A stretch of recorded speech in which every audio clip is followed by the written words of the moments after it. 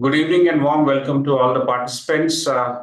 We are quite delighted to have Dr. Madanmohan Rao joining us this evening to speak to all of you. Ladies and gentlemen, I will do a small introduction and then I'll request Dr. Madanmohan Rao to commence his opening remarks.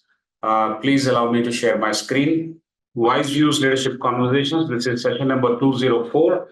I request all of you to enjoy the conversation today. We are going to have a very different topic: ideas that travel, creativity, curation, and connection. And Dr. Madan Mohan Rao is going to lead the conversation. This introduction and his talk will be for about 20-22 minutes. And after that, we have 40 plus minutes of Q&A. Here is Dr. Madan Mohan Rao. He is the co-founder MXR.world, research director YourStory Media, charter member TiE Bangalore. Thank you very much, sir, for joining Dr. Madan Mohan Rao. Thank you. Thank you all so much for organizing this. And I look forward to a very good hour and a half of stimulating discussion. Thank you all. Thank you, sir. So let me take the pleasure of introducing sir. Dr. Madan Mohan Rao is the co-founder, as I mentioned, of innovation platform called MXR.world. He's a research director at YourStory Media, very popular one, and charter member at TiE Bangalore, a very big one.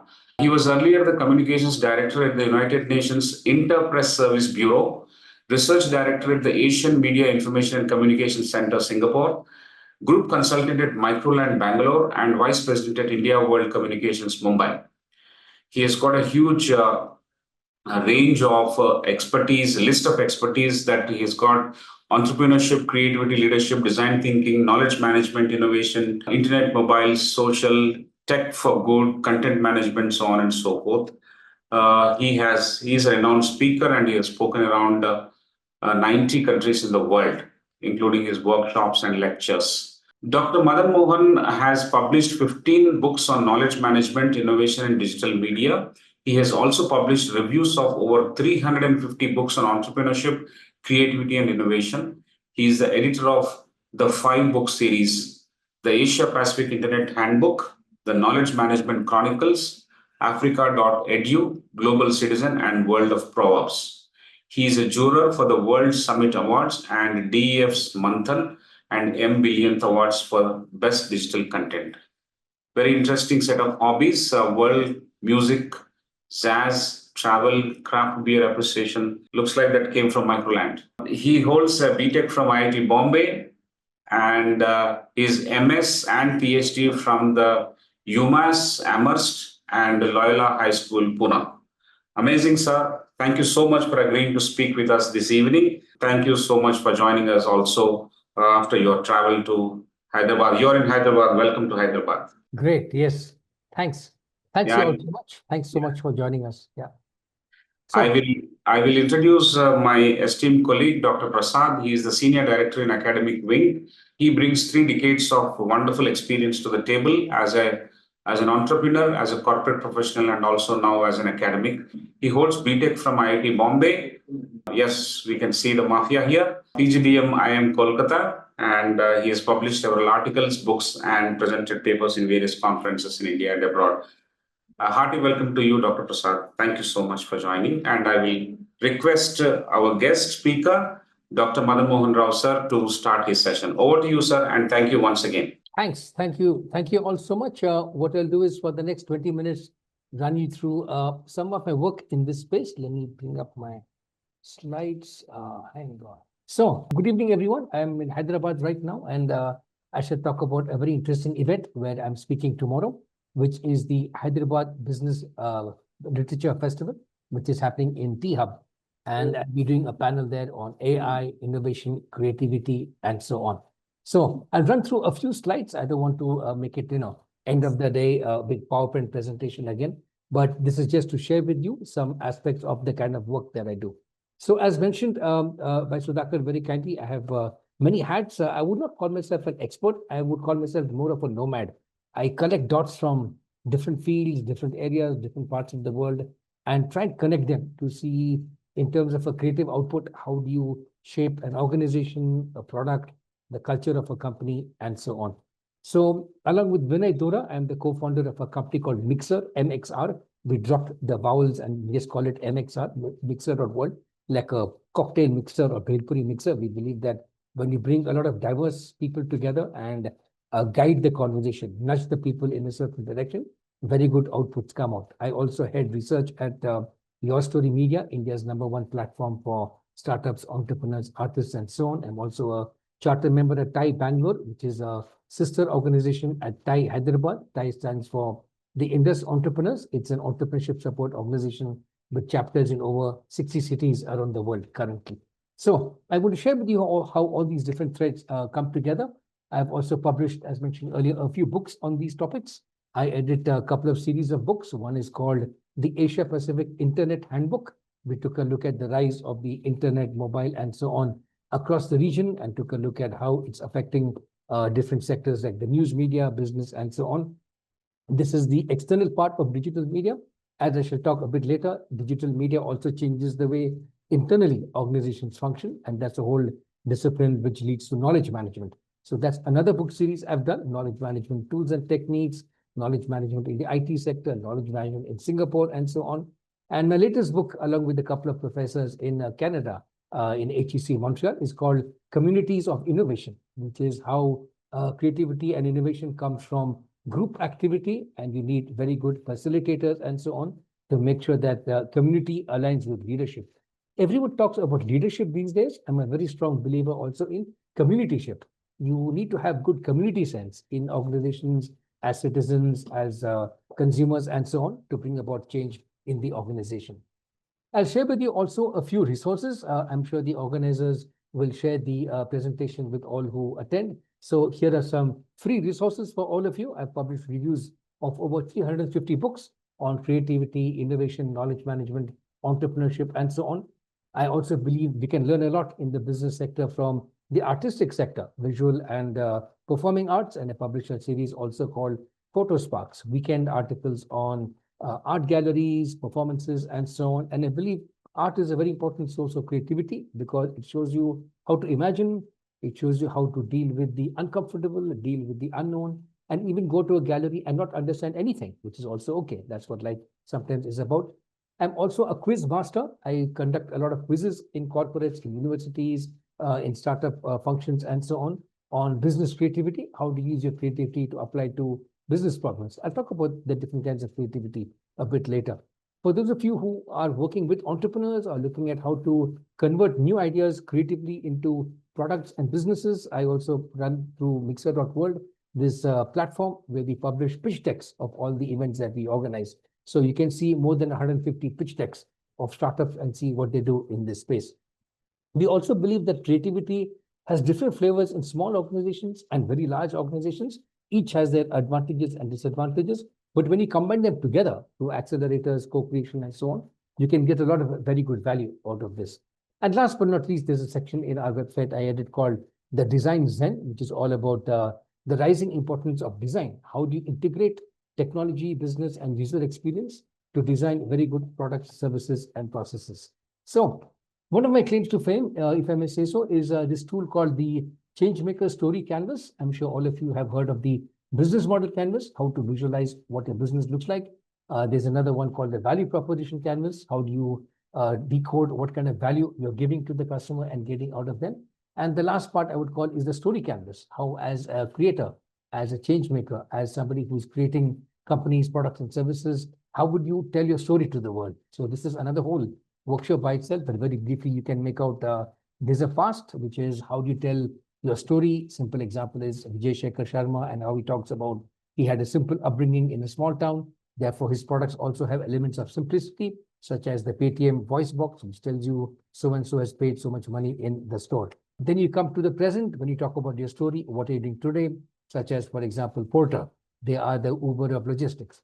You can also talk about what kind of future you're creating and work backward from the future to explain what you're doing today. Great example is Akshay Patra. They could easily say, we are India's biggest midday meal school program, but they begin their story by saying, imagine a future where there is nobody, no child who is illiterate because they could not eat in the school. We are trying to create that kind of a world. Come work with us, come invest in us.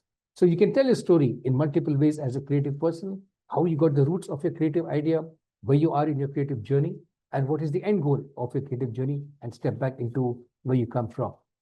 All of this also ties together into Another very popular field these days called design thinking. It's been there for 20, 30 years, but now it's making a huge resurgence because people are dealing with complexity. They're dealing with innovation in very turbulent times with Gen AI and all these, post-Trump era, all that kind of stuff. How do you design for a world of complexity? So I've got a whole bunch of workshops around this. As you can see, they all begin with the letter I. What do you want to innovate? Where do you get your creative ideas from? How do you immerse in customer lives? How do you interact with them? Ideate about your product and service, integrate all these cross-functional inputs, iterate, and come up to the scale portion of your journey. So this is a very complex ideation process. You need very different approaches to creativity over here. Let me show you 2 or 3 examples of what we need to do. There's some very interesting work in this space of creativity by a gentleman called Otto Scharmer. He's published what's called the 4 different kinds of listening, the 4 levels of listening. There are many other people who built up on his work. But what he says is that there are 4 different types of learning we need to cultivate as creative people. One is you must learn to listen as a habit. Secondly, you certainly as a human being, as a professional, are very tempted to debate every time you listen to something. You're very tempted to counteract or validate or deny it or disconfirm it, etc. But more importantly, can you move to the 3rd level, which is how do you listen to empathize, listen to get to the roots of what's happening, those 5 whys of questioning and probing. And the last part is to listen with the intent of creating something with the listener and the person who's narrating. Can you combine your creative inputs and create something? So these are very important behavioral skills that we need to have. So creativity is not just what you know and who you know, but how you do things, what kinds of processes you have to combine these inputs and make different kinds of products and services. So this is one area where, for example, in level number 2, those of us who are very deep in the workspace, etc., tend to forget that sometimes you must listen to understand, not just listen to debate or argue. So that's a very important piece of work from this gentleman. Another set of trends in these days that we live in is the digital transformation, what they call the digital tsunami, the Gen AI wave, all these different ways of technology coming. And people are very confused about what does digital mean. So you need to have some clarity if you want to be a creative person to begin with. So yes, there's a place for confusion and the unknown. You also need to have some good frameworks to understand how to classify what I'm doing. So this is some work I've done for a range of companies in Singapore when I was based over there. I use that over here as well. And that is, if you take a look at the world of technology, and we're living in an increasingly tech-driven world, our lives are being increasingly controlled by algorithms.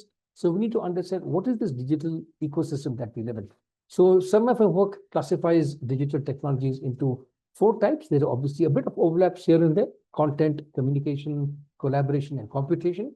And these play out in very different ways internally and externally for the organization. For example, if you are using digital technology inside the organization, there are huge ways of you to improve your creative works through publishing tools, knowledge sharing tools, virtual teaming, and analytics, these kinds of things, as well as in the external world. How are you using digital technologies to connect to the consumer? How are you using social media, search engine advertising? How are you using co-creation to connect with different kinds of partners and suppliers, distributors, and so on? And last but not least, how do you predict what's coming next? And this is where the era of the algorithm is becoming very powerful.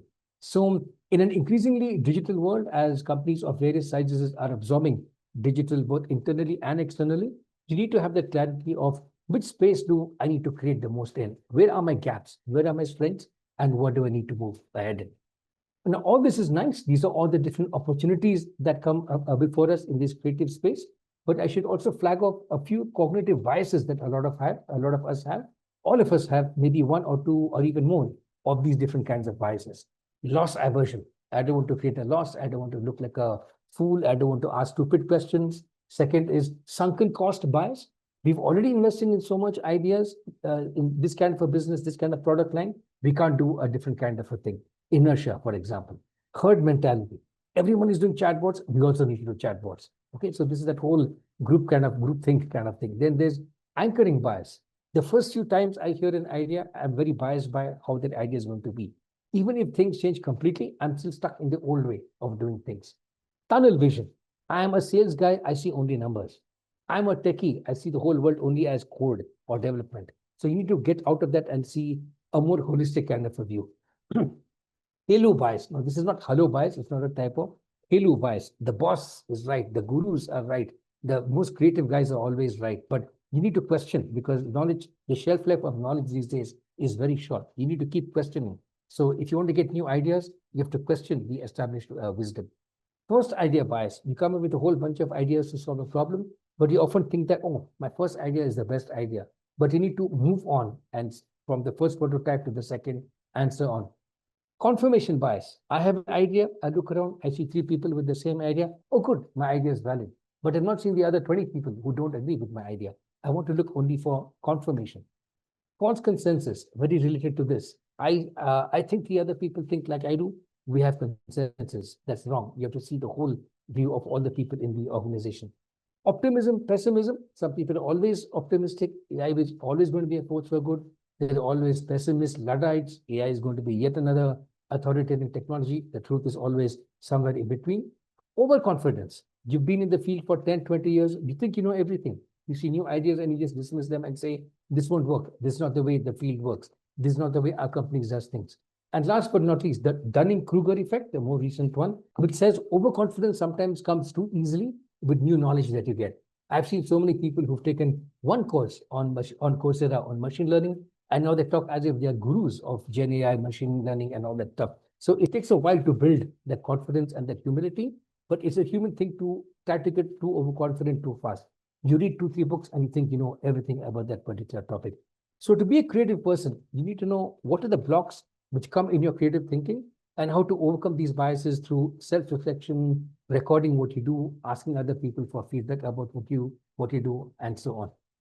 A lot of my work these days is in brainstorming, which is, it's nice to say that I got a lot of ideas and how do we do things with these ideas, but you need to be able to nudge people in different directions to get insights from everybody. So for example, I track a lot of the, what's called the idea flow in organizations. Typically ideas come in organizations because something triggers an idea. I read a paper, I read an article, I read this book, I met somebody at the conference who said something, my customers are saying something. These are all triggers for new ideas. They need to validate whether it is just an outlier kind of an idea. Is it something which is already happening somewhere else? What does Google tell me? What does ChatGPT tell me about this phenomenon? What do my colleagues, my sounding boards tell me about this, and so on? Then you think of a solution idea. Is this a valid thing to look at? Do we really need to get serious about ChatGPT, for example? Do we need to start looking at quantum computing now, for example? So these are areas where you need to think of what solutions can I come up with next. Then, of course, come with prototyping and so on and so forth. So creativity involves a lot of ideas, assumptions, hunches, intelligent guesses, educated guesses, wild guesses. These are all part of the lovely soup that we call creativity. And you need to find out how to get an organization to work together more closely on this. So in the organization, creativity takes its place in the form of brainstorming sessions. Now, a lot of people give brainstorming a very bad rap because they think only extroverts tend to dominate it and it doesn't really give you the kind of output that you need. But if you have very good facilitation principles and good inputs and a good culture of discussion in the organization, you can actually mine brainstorming as a very good activity for group creativity. So for example, one activity would be combining. What I often do is I break people in the organization into different groups and I ask each of them to come up with one set of ideas, and then I combine all of these and see how it can come up with new kinds of ideas. So emergence is you make different kinds of people work in groups and you combine and get them to compete with each other also. Who can come up with the best idea for ABC, and you cherry pick features from each group and come up with even better ideas. Then you need a good way to evaluate all these ideas. What are the pros and cons from a technology, a business, a consumer point of view? You need to have different kinds of voting and ranking schemes so that everyone feels this is a sufficiently robust and a democratic process of creativity. And last but not least, you also need to keep some ideas for the future. It may not make sense right now, but you need to know that some creative ideas are ahead of the time. So you need to park them for some time. Great example is the Post-it. When the Post-it, the glue was first invented, the people thought, oh, this is not a very sticky one. You know, I can stick it when it comes off. Why would I want something which comes off very easily? But fast forward, I think 10, 15 years, another scientist in the same organization, 3M, said, hang on a second. There are use cases for sticking something and taking it off, such as labels, bookmarks, and things of that sort. So sometimes an idea is ahead of its time. Sometimes an idea is presented for a completely different use case. And creativity is about how to suspend judgment for a while and maybe rethink of context, other contexts where you can use these kinds of ideas. Now, this is another whole discussion by itself, how to do a good brainstorming session, who calls for it, what's the topic of the brainstorming session, how often do you do it, how long is it in-house, outside, do you get outside experts to give you creative ideas? So very often companies will invite speakers from the outside to facilitate a discussion section on creative thinking. How do you design a future of complexity? How do you design for a world of AI? So these are all very different kinds of areas where you need to have solid brainstorming sessions, because today, no leader, no expert knows all the answers. You have to come up with some way of getting some kind of a direction in the organization by bringing out creative ideas from different kinds of people. And you need different kinds of tools also for capturing these ideas. There's a very nice tool used by a company called Moderators called the Idea Canvas. Each time you get a creative idea, how do you classify it in terms of what is good, what's bad, what can be used tomorrow, what can be used today, about these kinds of ideas. And these come from anywhere. They can come from multiple branches of an organization. They can come from your competition, industry organizations, and so on. Along the way, you have to deal also with failure. Failure is a very important part of the creative process. It should not be seen as a detour. It is part of the road. It's like potholes. There will be potholes in the road. Get used to it. So failures will be there. And I want to give you some examples of how different companies have built a culture of admitting that they failed, that they made a mistake. But by learning from this, you move on. For example, one of the top venture capital companies is a legendary one called Bessemer Venture Partners. They're based in Silicon Valley, and here are some of the outstanding investments they had: Shopify, LinkedIn, whole bunch of other companies.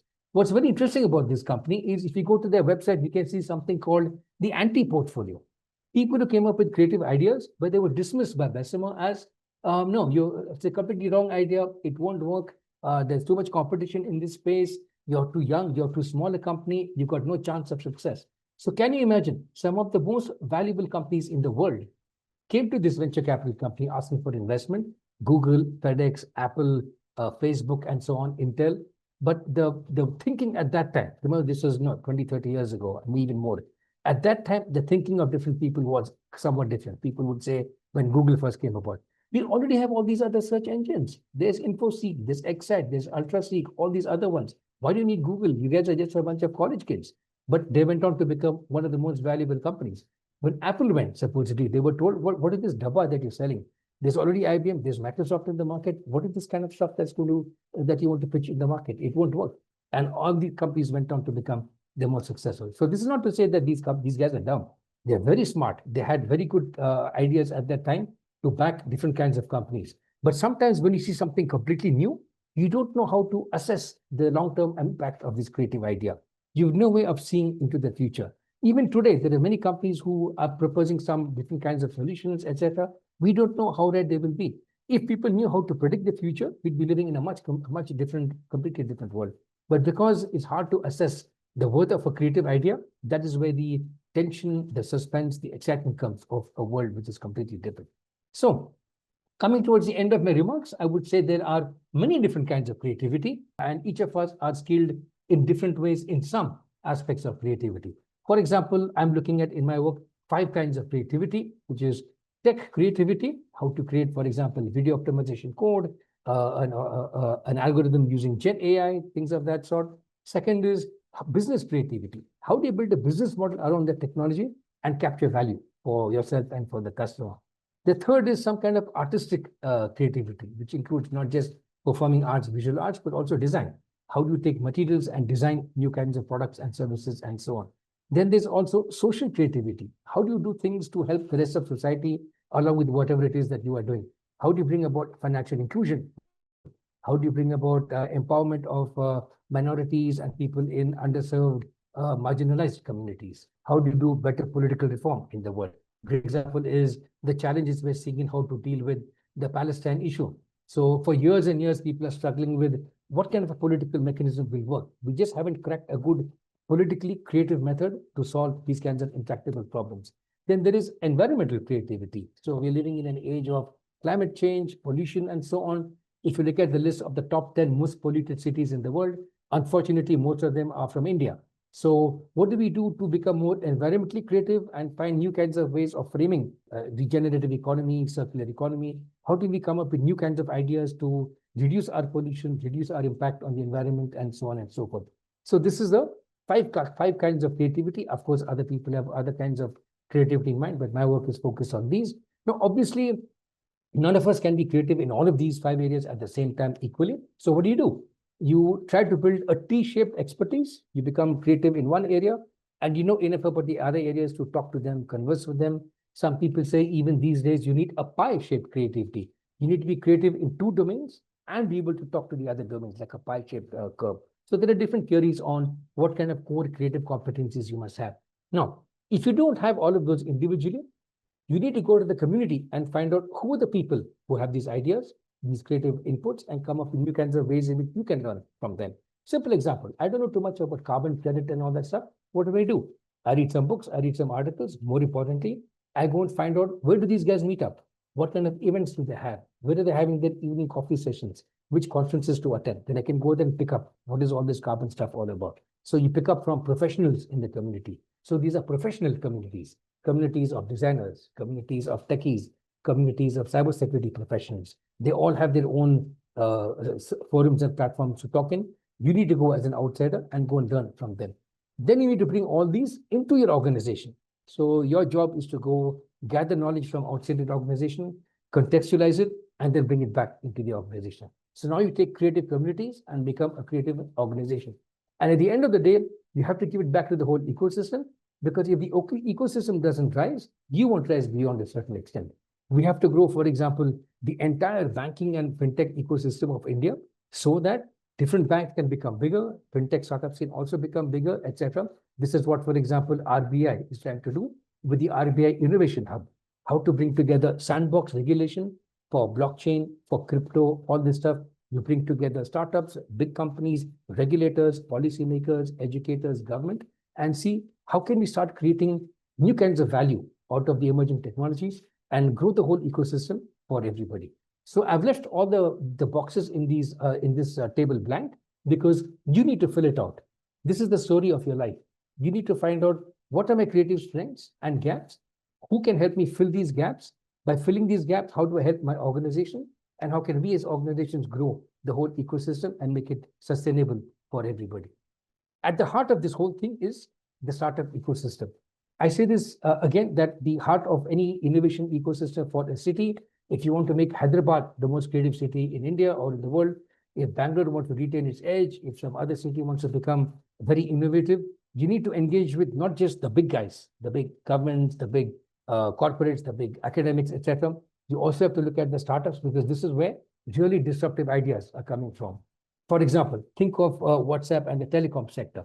Imagine, would you ever have heard a conversation where 20 years ago, a big telecom operator like Airtel or Jio would come to the audience and say, hey guys, we make crores of rupees from your phone calls, SMSs, voice, video. Guess what? We've created this thing called WhatsApp.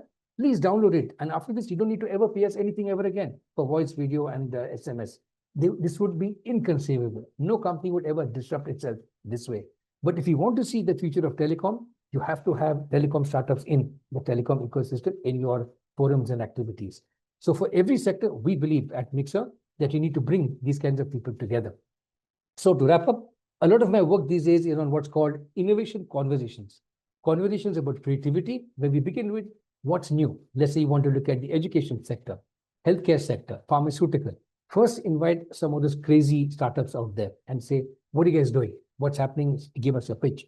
Then you bring in some experts, domain experts, business experts, academics, and so on to say, I think this has some validity. I think this is a bit too early stage. The jury's out, etc. on these things. And at the end, you begin by saying, can we scale some of this stuff up? These are some very good fintech ideas. How do we scale it up? Do we need some policy changes? Do we need some new kinds of data security laws to make these kinds of innovations possible? So these are very short curated events, 2 hours to 4 hours, which we organize, and we embed them within larger organizations, within larger festivals. For example, tomorrow is the Bangalore Business Literature Festival. We have an outstanding galaxy of authors put together by the founder of the festival, Benedict Paramanandan, and his team. And we got a whole bunch of authors, business experts, government, and so on. And in this event, I'm running a short 2-hour mixer event on AI, inclusion, and innovation. So we've invited 5 startups to pitch on what are some new things they're doing in workflow, in security, and so on. And we got some other experts, civil society saying, all this is fine, but hang on, what about inclusion of the marginalized? What about AI bias? What about exclusion of certain demographic groups entirely out of the AI current way of thinking? How do you include Indian languages in this whole discourse currently, and so on? So these are the kinds of things that we try to do by bringing very visionary thinkers along with upstarts, startups, etc., and curating the whole discussion to see what is the creative value of these ideas and how do we capitalize all of these. I'll end with some of the oldest pieces of wisdom and creative thought from around our societies, which is the Proverbs of the world. I published a few books on Proverbs of the world, and I thought I'd share with you a few of them, and then we move on to our discussion section. Great deeds come from times of shortage, Japanese proverb. So it doesn't matter how much money you have in your war chest, it is during times of crisis that people come up with some of the most outstanding ideas, such as the COVID pandemic, for example. What kind of ideas came about from that? Another nice Malay proverb: sitting alone narrows the vision, sitting with others opens the mind. I'm a firm believer in creative ideas through creative turbulence. You have to create some kind of a mixture, creative chaos, and good ideas come out of that. People who have never broken anything will never learn to create anything. So unless you've tried something, you may have had a couple of failures along the way, some of your prototypes didn't work out, your products failed in the market, that's okay. Learn and then move on. And last but not least, a day of traveling will bring a basket full of learning.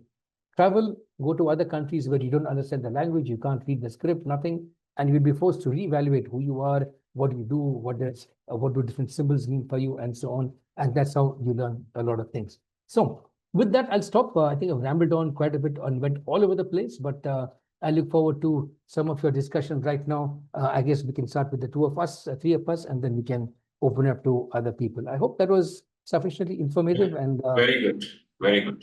Very good. Okay.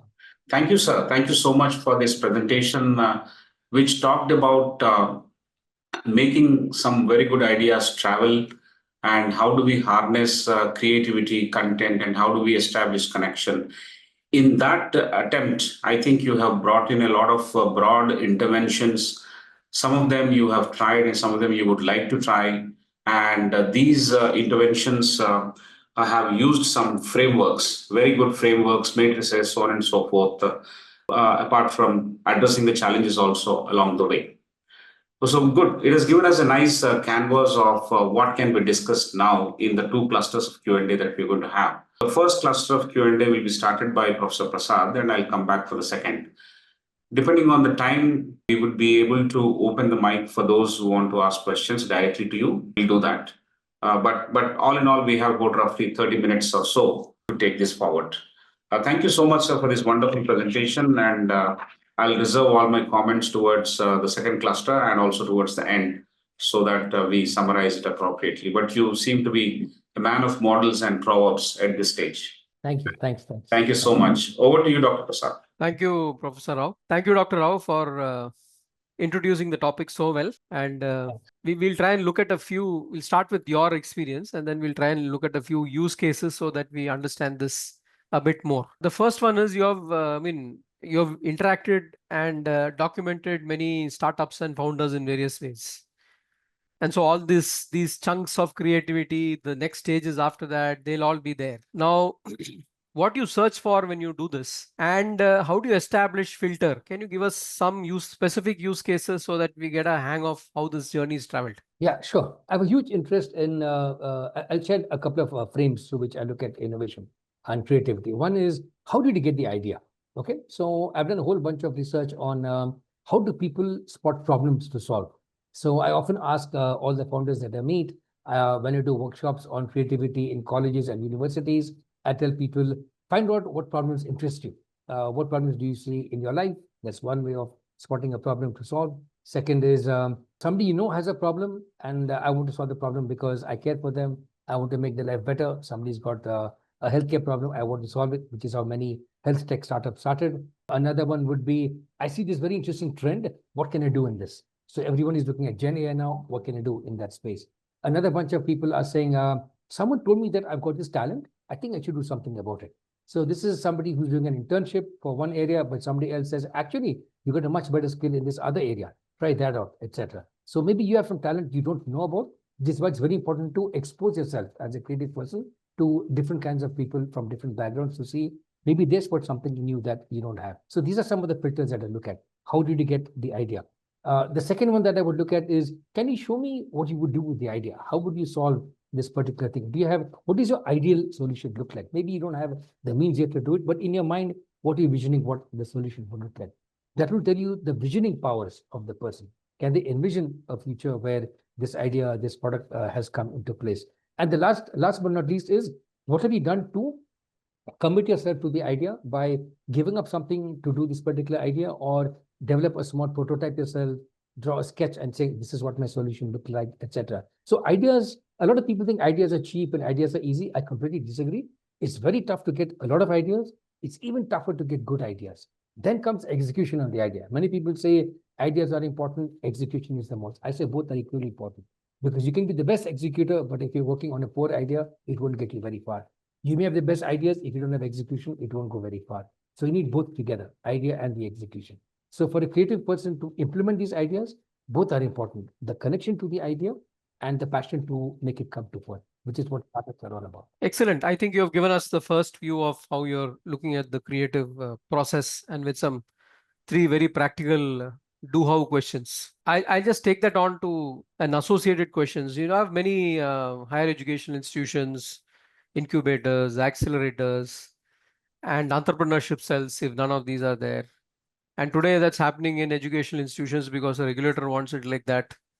And the accreditor also wants it like that. So everyone is after some points and some ranking, and that seems to be a motivation of doing that. At the same time, many students are trying this for various other reasons. And the success rates in such incubators, accelerators, there is scope for improvement, good scope for improvement. Now, if you look at this problem, though the environmental momentum has taken us to be one of the largest number of startups in the world, what are the steps which can, you know, increase the success rate at various stages, including the first stage? What do you think needs to be done to step up the outcomes from all this entire momentum and process? That's a brilliant question you just asked about innovation ecosystems, which is what incubators are trying to do, which is how to connect their startups and their academics into the broader ecosystem. So there are 2 players at stake over here. One is the academics who want to commercialize some of their research. It is students who may be working with professors to commercialize the research, or they got ideas of their own and they need some mentorship from professors to put this out over there. Fortunately, today, as you rightly mentioned, we have many incubators in India today. I think almost every major engineering, science, management school, also many design and art school have some kind of an incubator, or at least an entrepreneurship development cell, an EDC. So EDC is more of they just teach different kinds of things, and incubator is more organization focused, how to build a company, how to take the idea into a company, and so on and so forth. So the first step they have to do is they have to embrace the broader ecosystem. And this can be a bit of challenge because many of the people who need to talk to them are too busy to go to the campus and talk, etc. At least maybe in the major metros, if the incubator wants to get an investor or a very successful startup or a very progressive looking government official, they can come and speak in Hyderabad, Bangalore, all the state capitals. But if you start going to tier 2 and tier 3 cities, there you see the knowledge gap increasing, that they do have a lot of ideas of their own, but people from the larger clusters, urban clusters, are not going there, which can be a problem if they want to scale ideas to urban markets. Of course, if these ideas are meant for rural markets, it's fine. They can stay in that ecosystem. But if you have to connect to the larger ecosystem, you have to build very good connections. That's a big part of the focus of our organization these days, how to connect the smaller organizations to the idea flow coming from the outside. What's interesting is young children, I wouldn't call them children anymore, these all budding, aspiring entrepreneurs, they're very creative. The way they think about things, about digital technology, is so different from even people just 5-10 years older than them. People used to talk about generation gap, 20 years apart. Today, there are even mini generation gaps. Even 5-10 years in a technology is enough to completely change people's behaviors. So you need to bring people from different kinds of generations to come and meet these entrepreneurs in colleges, on campuses. So you must bring startups who have just launched, startups who are very successful already, the big IT tech firms, people from outside of the tech sector, NGOs, civil societies, to show the young thinkers in academic institutes how big your idea can grow. So a lot of these have, a lot of the entrepreneurs in campuses have ideas more to solve their own problems. The importance for us is to show that your idea can connect to a broader ecosystem. So the importance for us is to open up the minds even more of many of these young thinkers. They may have a good idea. It's for us to say, this is a good idea. I think it will work if you scale it up this way. So some of the metrics for success would be, as you rightly mentioned, how do you prove that you've done? Everyone said to gamify things and say, yes, I'm a very successful incubator. But I would say there's a whole bunch of metrics. That's another whole discussion that I do with incubators. It can start off with how many activities do you have? How many workshops do you offer? How many hackathons do you conduct? How many ideathons, etc.? Second is, because of this, how many ideas have you captured? Have you got so many new business plan ideas coming out? You've doubled the number of students getting involved. You've tripled the number of ideas coming out after 2-3 years, etc. The third part is how many actually graduate out of the incubator into the real world. Now, very often students may say, I'm doing this for fun for the semester, but after this, I'm going to join a big company and play it safe. So you need to see how many actually follow up on the idea and take it to the market in the form of an organization. The third metric would be, do you have external validation from the ecosystem to look at the idea and then see, yes, I would invest in this, or I will mentor these people, etc. So, for example, let's take a look at TIE Hyderabad and TIE Bangalore, TIE, the Indus entrepreneurs. So we do a lot of work with these young entrepreneurs to see if you guys want mentorship, we're here to help you. So we need to look at how many of these young folks are actually reaching out to mentorship and they want to grow. How many of them are committing to mentorship program? These are all different metrics to see how engaged the young entrepreneurs are to the broader ecosystem. Then when the startups go to scale stage, you need to see how many investors are willing to come and listen to this stuff. Investors are very busy people. They would rather hear from startups who already have, say, a product in the market. But sometimes if you can get them even earlier to campus at the idea stage, they can see, oh, wow, this is how you assess ideas. This is what it means to assess a team. Very often the teams in campuses are only from one department. So you have to see how many cross-functional events can we do? What kinds of cross-functional activities can we give them? These are all different kinds of metrics. At the end, of course, if you are a very high-end incubator, maybe IIT Bombay, IIT, ISCs, etc., where there are patents involved, maybe is there any intellectual property that's coming out of this? Is it just yet another e-commerce site, which is also okay? Or is it something where you're creating some new kind of IP patent, etc.? These are very high-end knowledge-based kind of startups. So there's a whole bunch of metrics. You can go from activity to idea to cross-functional thinking of the student, industry endorsement by entrepreneurship, industry validation by investors, and the broader area of intellectual property creation. So if you measure this whole spectrum, you can see where different incubators stand in different stages of their growth.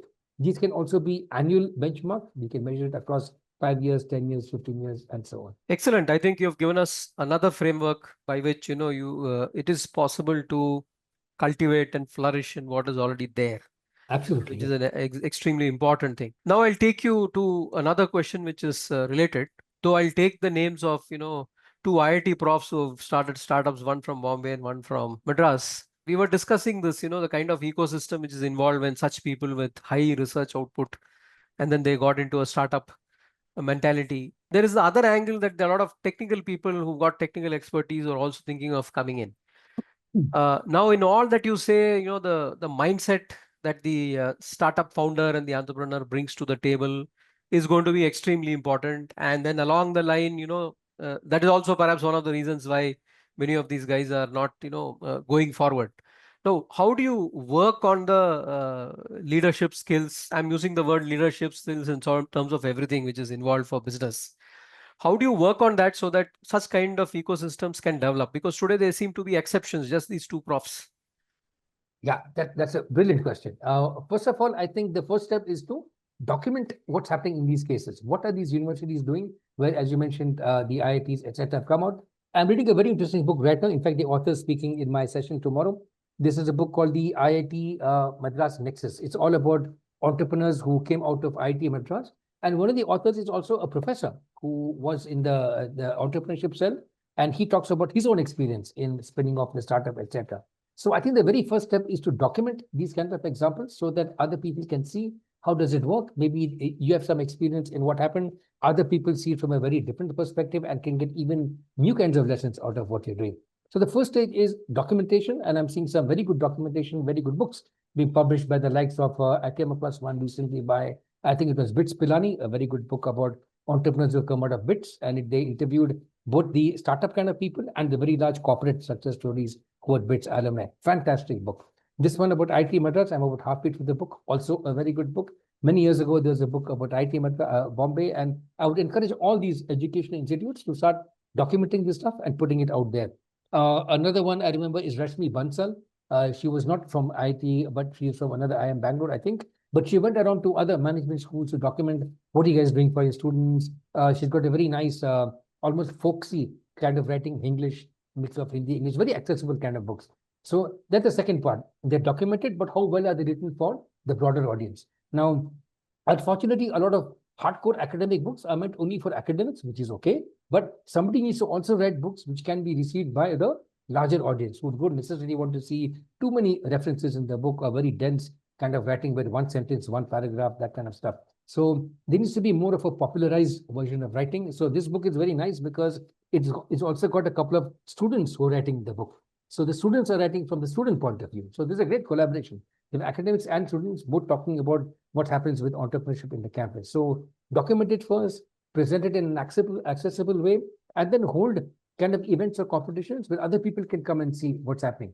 So some of these big engineering schools now have these big hack fests and tech fests and all that. These are great because young people, as we know, they love parties, they love getting together, seeing how they dress, all that stuff. But in the middle of all that, they can also see how they design technology events. So for example, I did a recent entrepreneurship intervention in a couple of colleges, and I noticed one very interesting thing. The events which are the most attended are ones where in the morning you have the tech fest, in the afternoon you have the cultural festival. So in the morning, there's all the serious academic, geekish, nerdish kind of stuff, which is great.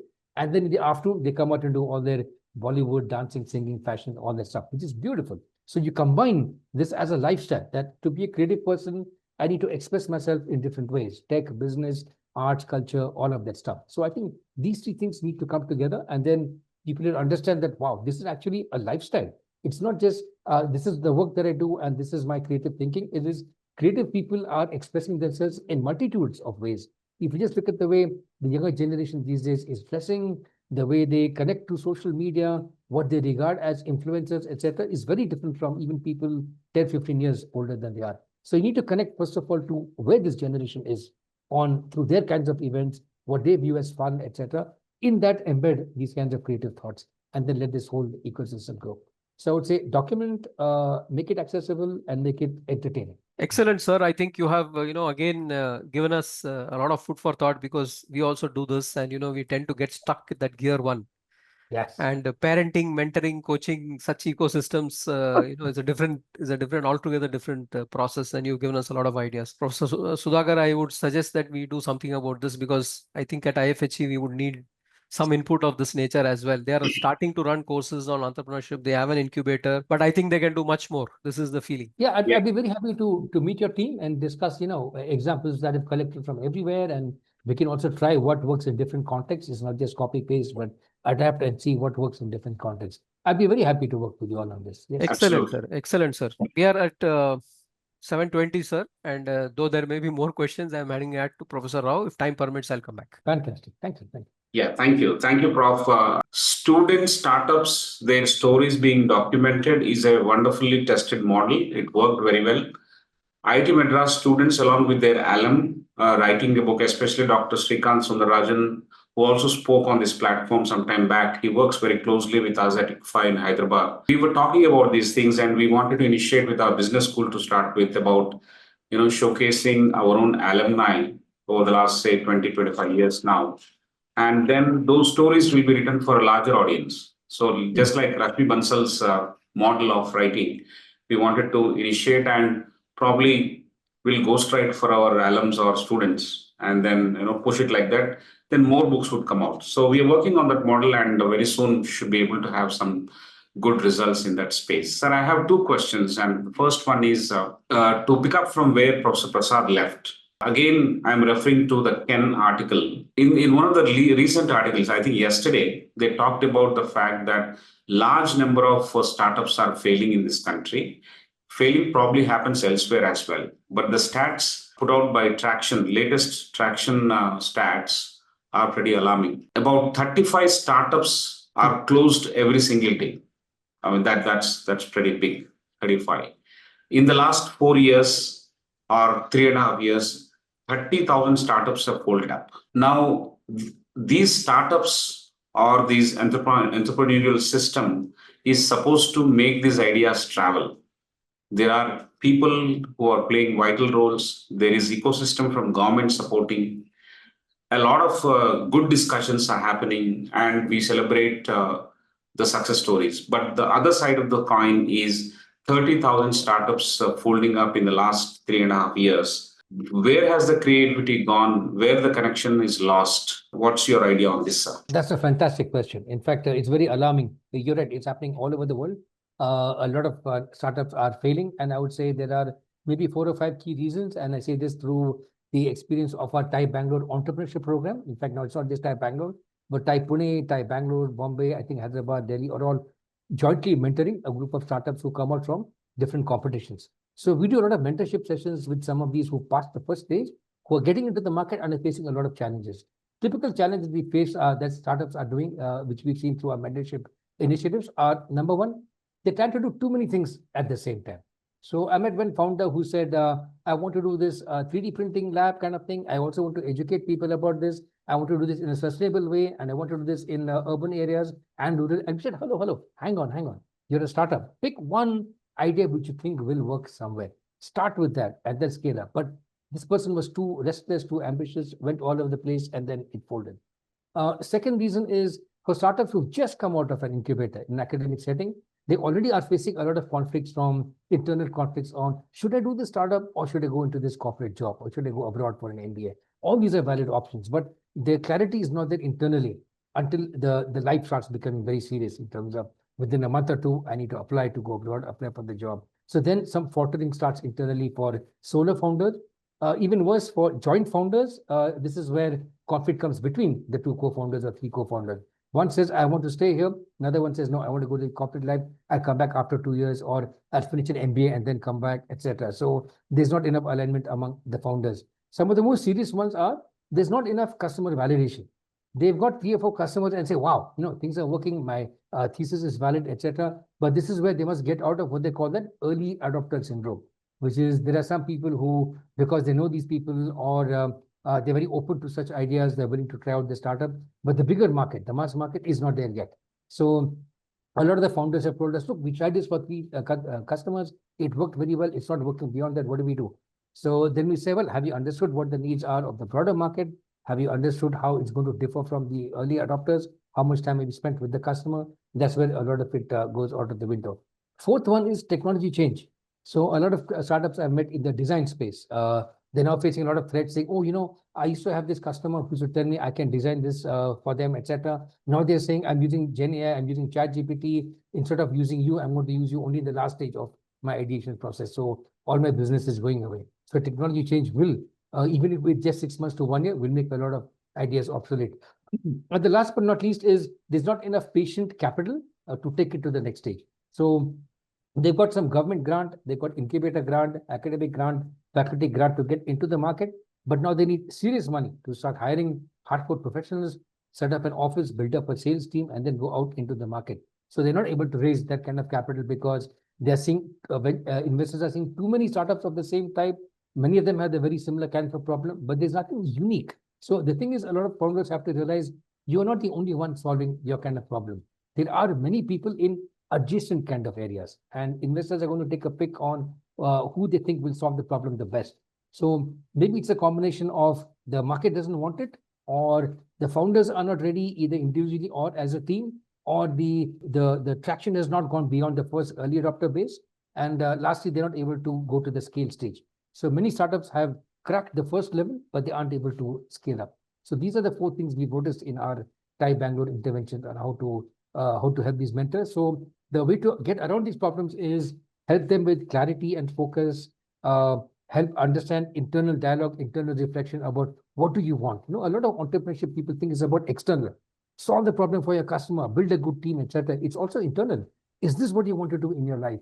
Are you willing to give up a career for so many years and then do this? So entrepreneurship is as much an internal journey as it is an external journey. Internal is internal for the founder himself or herself and the founding team between themselves. So if this clarity is not there, a lot of these guys will fail. And this happens a lot in the early stages when startups have just come out of the incubator. I would say if you look at the second batch of entrepreneurship that we look at, mid-career people. These are people in the 30s and 40s. They worked for a while, they got enough money, they spotted a good industry problem, they know how to solve it, they got the contacts. These are the most likely to succeed. But typically, they're in more safe kind of areas. They're not doing anything extremely radical. The crazy guys are coming out of the colleges and universities, the really unconventional kind of thinking, but they have to get all these other problems solved. In that case, then they can make the journey ahead. Very, very valid and extremely relatable kind of stuff that you talked about, sir. And as you were narrating some of these reasons, names of a few companies are actually crossing my mind. I will not name them, obviously. Yeah. Probably tomorrow we'll discuss this at T-Hub, and we'll raise this question and probably rotate what are the views for those young founders who are going to sit around us in the discussion. What would they feel and what are the areas that they're tackling? There are two things. One is a very strong intangible, other one is a very strong tangible. Both seem to be out of their hand. One is the internal journey and the external journey not aligning.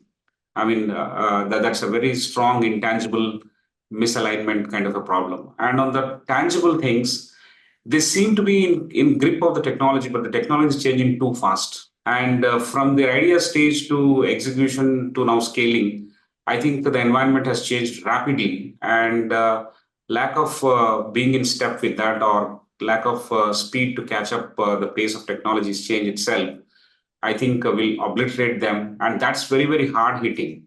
I think these are two vagaries of entrepreneurial world, especially at the startup level, that is causing this kind of rate of failure.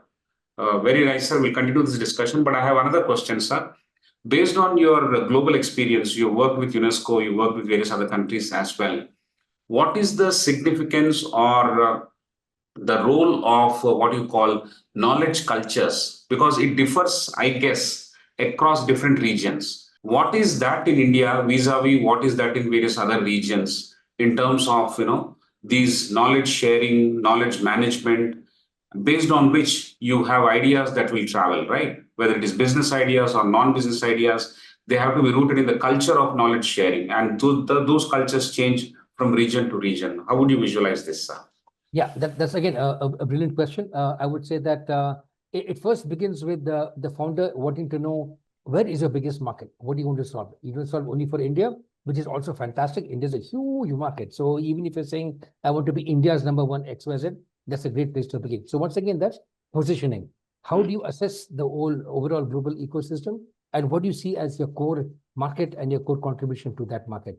So if you want to be India's number one manufacturer of smart machines for factories, etc., fantastic. That's a great thing to do. But in that case, you have to understand the Indian customer very well, because Indian customers are very finicky, they're very price conscious, very value conscious. And if you want to scale up your organization, your impact across the country, you need to really be able to understand the problems of all the very different kinds of customers. So for example, here's a great book I'm reading right now called FinTech for Billions. It came out a couple of years ago, and it's full of customer stories, all about how those who want to talk about FinTech and billions and scale and become India's number one XYZ, you need to understand the reality of people outside of the urban bubbles and all of us who use Paytm and all that stuff all the time, 100% digital lifestyle, etc. When you go to other places, you'll see it's a very different journey. It's almost like 2 or 3 Indias that you need to solve for. So as a founder who wants to work first for the India scale, understand all the different Indias within India. The second part is going global. Now, this is where you need a huge amount of change in the way you talk, the way you speak, the way you position your product, do market research in what's happening over there, etc. You need to do a lot of research, not just the desk kind of research. You need to go there and find out what's happening. So in some sectors like SaaS, software as a service, you can do a lot of these things online. So B2B SaaS is a tried and proven playground where a lot of companies have found success by being based almost entirely in India, with a few players, a few key managers, etc. in the US, Europe, Australia, Singapore, etc., to do the client-facing market kind of research, etc., and connect with them. Eventually, you'll have to do something which all these other big IT services firms also do, which is you need to start working very closely with the client, hire people in the foreign markets, etc., and then do that to scale up. But you need a certain design sensibility. So this is where the creative input comes in, right from how do you do the design of the product, the language that you use, the use cases that you do, the pricing points of what you do, all of these change from culture to culture. So some people want to see demo first, and then we talk later. Some people say, okay, paint the picture for me, and if I like it, I'll ask you for a demo. Some people want a very robust solution right up front. So in very high risk areas like fintech, you need to make sure there is no loophole for leakage of data, etc. Others are more forgiving and saying, yeah, let's see if this works and how it goes ahead, etc. So you need to find very good places, very good people to work with. You also need to know who are the local partners in those countries, just like an incubator who can do a launch pad, a soft launch for you. So already now there are many programs, for example, in if you look at the other way, startups coming into India, Karnataka Digital Economy Mission, KDM, T-Hub, etc., regularly host delegations of foreign startups coming to India who want to establish in India. Similarly, there are many organizations abroad. You need to find out who they are to find out how you can help and go over there. For example, we work with an organization called Start2. It used to be called German Accelerator. Now it's become much more broad-based accelerator. So if you're a startup who wants to go to Southeast or East Asia, they will tell you, here are the things you need to know. Here are some markets to enter for the first time. For example, many Indian design tech companies are helping some other companies like Grab in Indonesia. So a lot of the Gojek and these kind of companies, their backend work was being done out of India. So if you want to work with other kinds of markets, here's what you need to know. We're also working with Ignite, IGNYTE in Dubai. They want to take Indian fintech startups to Dubai. So you need to understand what are the schemes available, what does it take to move your money from here to there, from there back to India, what does it take to hire people over there. So all these complex issues are there. But today the good thing is ecosystems, not just in India, but other parts of the world are all working with each other. So you got your homework cut out for you. You need to find out from a product point of view, how to target that market. Once you decided, yes, I want to go to country ABC, work with the local support organizations in those countries, and then go to them. So I would say today, there's a very good place to get these kinds of answers. NASSCOM, for example, takes Indian startups on study tours regularly to Silicon Valley and other parts of the world. The KDM takes delegations from Bangalore to other parts of the world. There are funds and grants for you to attend big conferences in Japan, in Germany, etc. And they will cover some of the fees also for you for IP registration in those countries, legal representation, and so on. So I would say also look at local government support. Do you have any support from local government and industry organizations like NASSCOM, CI, etc.? So there are many ways, but you have to get into the mind of the consumer in other countries. You must design. In fact, I just interviewed this guy. What's his name? K. Ganesh. He's also tomorrow. He's in a very called Disruptive Innovation, and he's saying if you want to design for the world, don't design just for Bangalore. Design for Bangkok. Design for Berlin in mind. So you must understand the psyche and the mindset of other consumers. Great, great. Thank you very much. Pretty useful, and that's very optimistic as well. That there are agencies and bodies that are helping us take our ideas and startups across different regions of the world as well. It's not that you're left high and dry. There are agencies that we can work together. That gives a lot of optimism. Thank you so much, sir. Now we'll move to the next level of taking questions from the audience. We have one of the finest leaders, Dr. Amit Badra, who has joined with his question. Sir, kindly raise your question. Thank you, Professor Sudhakar. Thank you, Dr. Rao. This was a very enlightening session, very, very interesting. One of the points that you have made very strongly, and I couldn't agree more, is that ideation, creativity, innovation, these have to be broad-based in companies. If the company has to be entrepreneurial, this cannot be the preserve of a few guys. It has to be broad-based. Many people have to ideate, and you have to have entrepreneurs across the organization. That's very, very true. So, but ideation, creativity, innovation has to be rooted in knowledge. In a knowledge vacuum, if I create ideas, then that idea is not likely to be very good because it's not an informed idea. It doesn't take into consideration the potential of what can be done. So without knowing much, if I give an idea, that idea may not be a very strong idea. And so therefore the idea creativity has to be rooted in knowledge. And today increasingly knowledge is becoming tech-centric. So there's no knowledge. If a body of knowledge does not have much of technology, it is likely to be shallow. So knowledge is becoming very, very, because tech is becoming a very big player. Now, unfortunately, at least in India, what I've seen is that a lot of executives are tech averse. There's a tech phobia. So many people are running away. Like there's a TCS guy who worked for TCS for 2 years and he's done his MBA because he wants to run away from tech. So there's a tech phobia that is there in like I'll get hold of a tech guy. I'm a business guy. I'll get hold of a tech guy. But I think executives have to be very tech-centric and tech-aware. Now, how do we introduce this culture of tech awareness, almost a liking and obsession and fascination with technology, as opposed to a tech phobia? How do we create this culture in an organization? If you can share your thoughts on that, sir. Wow, that's a very tough one. And I agree that this is a big challenge. In fact, I've been going to Bombay a lot to do design thinking workshops and creativity workshops for a bunch of companies over there.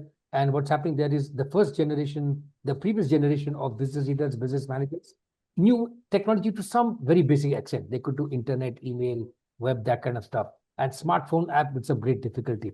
Now they're completely at left field because they don't understand a lot of these social media generation and especially this whole Gen AI kind of stuff. They are either not aware or they are not interested in it or they're even scared of it. So there are three areas, three levels. You mentioned scared. I would say before scared is not interested and not aware.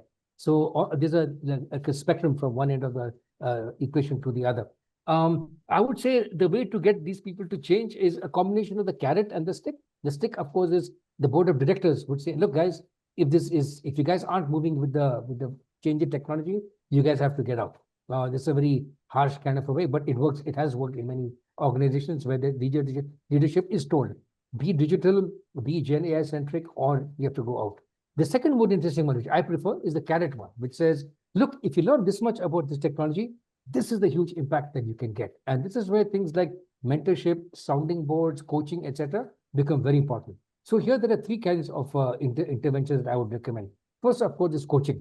You can sign up with a coach who will say, I will teach you about these tech skills. I will teach you the coding. It's not that difficult. Trust me, in a week or two, you will get this much comfort level with this technology. The second is some kind of a mentor who says, I don't know all the details of the technology, but I've used other kinds of tools in the past. And I would say, here are some general principles that you need to follow. So there are many leaders who made the transition. They can now be mentors to the next wave of leaders. And the third one is a sounding board. Now, coaching and mentorship are a bit more formal. Sounding board is, can you touch base with some of your other colleagues, your other classmates, your batchmates, and see what do you guys think about this technology? I'm seeing this all the time happening in my college alumni WhatsApp groups, for example. People saying, look, man, I got 5 years to retire, but this whole Gen AI thing is coming. What do I do? Can somebody give me some ideas? Can I meet somebody for a coffee or a tea? It begins with that. So you must at least have that decency, honesty to say, I don't know. But that's a problem. A lot of people, when they hire up in the organizations, they can't say, I don't know. So that's what I mentioned earlier on. Curiosity is one of those big cognitive biases. If you're not curious and you don't have the passion to succeed, you'll never get that pass. So the key question to ask is, how passionate are you about your job? If you really want to succeed and you want to give your life in this, better get with the program and absorb technology. And it's not that difficult. Other people have done it. It's doable. So I would say these are some ways of doing a lot of discussion, negotiation. I think nudge is the word here. You can't really force them to do it, but you got to find different ways of nudging people into saying, okay, maybe, I need to change my thinking. Okay, maybe I need to set these 2-3 goals to learn. Okay, maybe I need to talk to these 3 kinds of people. And if you can show me the roadmap, then yes, I can go in that direction. This is happening everywhere, by the way. In fact, I read this fantastic article in Fortune a couple of days ago about Julia Sweet, I think. She's the CEO of Accenture. She's a lawyer. And she got into the CEO position of one of the top tech consulting firms in the world. Because she said, in my discipline, I need clarity, I need focus. Technology is completely upending all kinds of IP frameworks, etc. If I want to be a good lawyer, I need to understand technology. Then she eventually became the head of a couple of functions in Accenture. And when the previous CEO passed away, she was made the CEO of the company. And she tells in this interview, I'm not a tech person, but I have to know tech because tech is how Accenture can become the global player that it currently is. So unlike other companies who face massive disruptions, Accenture hasn't gone through that because it's got a CEO who says, I'm a non-techie who understands the importance of tech. So if you can find examples like this and say, look, you're not alone. There are other people who have passion from a completely different end of the spectrum. But see, if you learn tech, what you can do if you learn that kind of stuff. I think in this day and age, if you can tempt people with technology, it's much easier than saying, if you don't comply, you're out. That's a more drastic kind of way of doing it, but maybe that also can work sometimes. Absolutely. Thank you very much, Dr. Rao. Thank you. Thank you, sir. Sir, one last question I have, and that's about the intersection of AI and human skills. As we talk, the AI is transforming the way we create content and the way we share content, so on and so forth. So in this evolving scenario, what are those timeless human skills that will emerge as even more crucial, according to you? Great, another fantastic question. I got to ask this question even by students who saying, sir, I'm reading in the newspaper that entry-level coding jobs are going out, entry-level testing jobs are going out. And I said, yes, you better be worried. You're students, but now because you're students, you can teach yourself new things much faster than I can because I already got other things to do. I can spend all my time learning a new language, Python and all these other kinds of things, but you can. So the first stage comes in understanding how fast the industry is changing and where are you in that particular change. What are the impacts? What kind of jobs are being laid off? What kind of people are being laid off, and so on. In fact, there's a very nice thought leader I follow very closely called Mohan Sani. He's a professor, I think, in Kellogg School of Management or something. We had him speak at one of our conferences many years ago. He talked about how the internet is disintermediating everything, creating platforms for everything else, etc. And he coined a new term. I think today or yesterday he put this post. Just as you have layoffs created by AI, and he calls it AI offs. So a layoff created by AI. So that's coming. Okay. So he's saying earlier wave of technology would replace more of the manual labor, the automated factory things. So you got robots, cobots, all those kind of things in the manufacturing sector. In the low-end farming kind of thing, you got all these giant farming machines, combines coming and transforming farming, etc. But now AI is coming for the white-collar people. And that's the scary part because a lot of people have that comfort level that I'm doing knowledge work. And my work is higher up than other people and I'm not under threat. But the scary thing now is a lot of people are saying even knowledge work is getting threatened by AI, etc. For example, one of the speakers tomorrow is Ambi, and I just published an interview with him today, and he's saying even in marketing, consumer research, AI is giving you a very good bang for the buck. You can actually do some research and see what might consumers do if I give them this kind of a product, what might consumers say if I do the other kind of product, how should I market this particular campaign. I've seen colleagues of mine put together entire plans for how to expand to another country by saying, ChatGPT, how should I go to country ABC if I'm this kind of a company? And it gives you some way, maybe the answer is not accurate, of course, but it gives you some structure. It's giving you some bullet points and you can go back and validate those. It's a good trigger for creativity. So I think that's a good thing for where AI can be a very good force for us white collar kind of people. But the danger is if you don't go a step ahead of that, then your days are numbered. So you need to always be looking at how fast is technology moving. A lot of people said in the beginning, ChatGPT is only for chatbots. Then it got into design. Now it's getting into coding. Now it's getting into accounting. Now it's getting into consulting. So it's going up and up and up the value chain. So you need to keep an eye regularly on how far is AI coming and how can I stay ahead of the game. So some ways you can say ahead of the game are defining yourself in something completely unique. Maybe you got very good interhuman, interpersonal kinds of skills. That's very hard for AI to replicate right now. You are a very empathetic listener. You're a very forceful communicator. That's still very hard for AI to do. You're an excellent person in connecting the dots in ways which AI cannot see yet. So AI is getting very good at pattern matching and connecting the dots and showing you all kinds of connections you never saw. But your creativity is going to come from, and that's why I love the kind of work that I myself do, which is to connect very different kinds of disciplines and say, these are things that are emerging. This is how you become more of a creative person. So connect yourself to society, to the environment, to the arts, to technology, to humanities, and then mix all that together in some unique way. That is how you can stay ahead of the curve. By connecting more dots than AI can, in ways in which AI cannot do yet. But the curve is continuously shifting. We shall see what happens. Very, very interesting, almost very disturbing space to be in. Both encouraging at the same time scary as well. Yeah. Thank you, sir. Thank you so much for this wonderful conversation as it unfolded.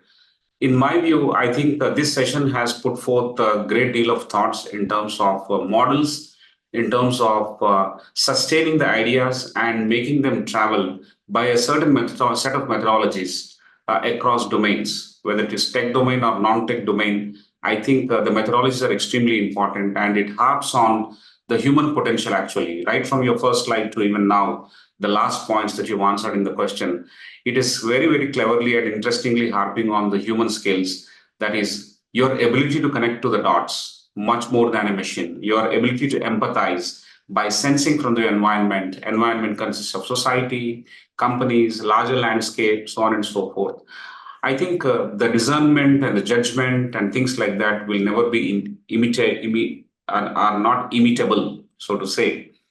I think that's where we need to hold our ground, and we need to race with the machine and try and see that as the curve of the AI impacting us is rising, our curve to preserve our own discerning skills, judgment, empathy, listening, I think those also will have to step up. I think it's a test of leadership as the time is moving up in this race between AI and human skills.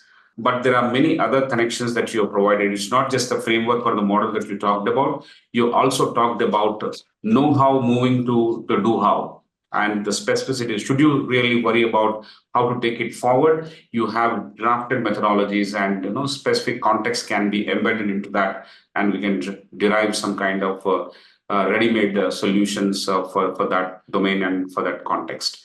So in that sense, it's pretty useful, sir. The creative process, the co-creation process, and making ideas work for us and work for the society is a very, very large topic. I want to actually thank you for beautifully condensing it in such a short span of time.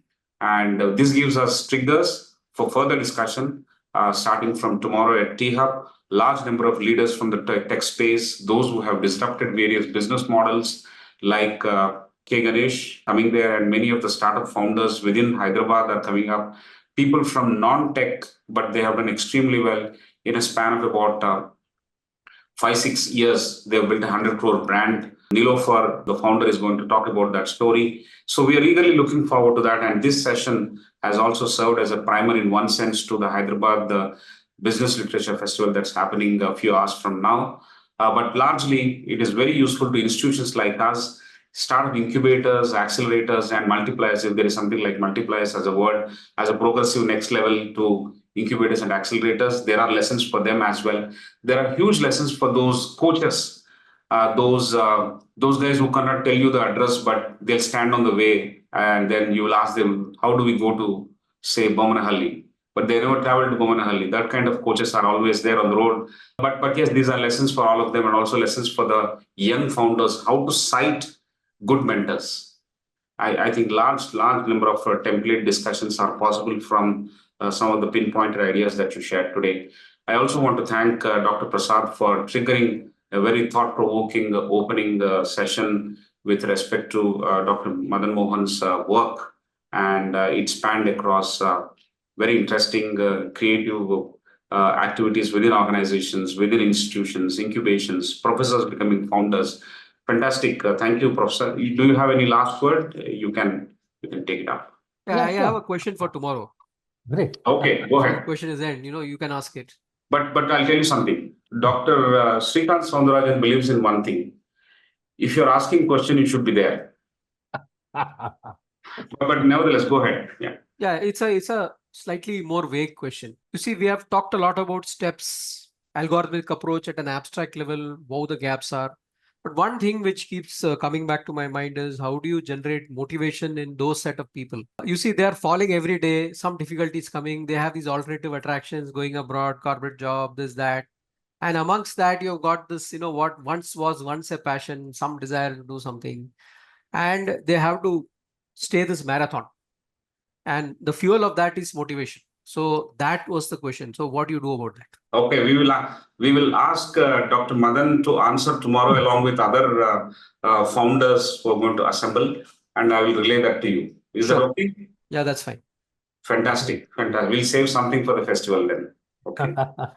Great. Dr. Prasad, thank you so much for chipping with brilliant ideas with your co-alumnus here. Thank you, sir, for your time, energy, and expertise this evening. You have agreed to speak on our platform at a very, very short notice. I'm very grateful to you, sir. We will prepare a summary of this session and share with you for your approval. After we obtain that, we'll put it on the archives, and everyone can actually read and benefit from that. Would love to learn more. We'll interact with you tomorrow and in the days and years to come. And probably we can arrange for discussions with some students in ICFAI Business School, Bangalore, ICFAI Business School, Mumbai, and of course, Hyderabad and various other campuses that we have across the country. I have discovered a very useful and impactful intellectual. Thank you so much, sir. Thank you. Thanks, Sudhakar. Thanks, Prasad. Thanks to all of you for listening on a Friday evening. I also want to thank Mr. Benedict Paramanand for this connect.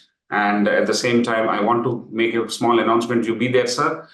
Next Friday, because this is a weekly sessions of WiseViews, next Friday is very important. Ravi Venkatesan, former chairman of Microsoft India, is going to speak, and he's making a pitch how to make Bharat Viksit. So that's good. That's going to be a very interesting session. You also please join, sir. I'll request you to. I will join for one more reason. I was in Hostel 4. He was in Hostel 3. We were contemporaries in the same batch, and we had a very big friendly rivalry, shall we say? Yeah. Okay, ladies and gentlemen, the Mafia continues its presence on WiseViews platform, but wonderful topic and a great gentleman speaking at 6:30 p.m. on 8th of August. And till then, keep learning about Mixer, MXR.world, and about some of the activities that Mr. Madanmohan Rao has been penchantly taking up. There's a great deal of lesson for us, and we'll come back to our session next week. Till then, have a great weekend and a good night.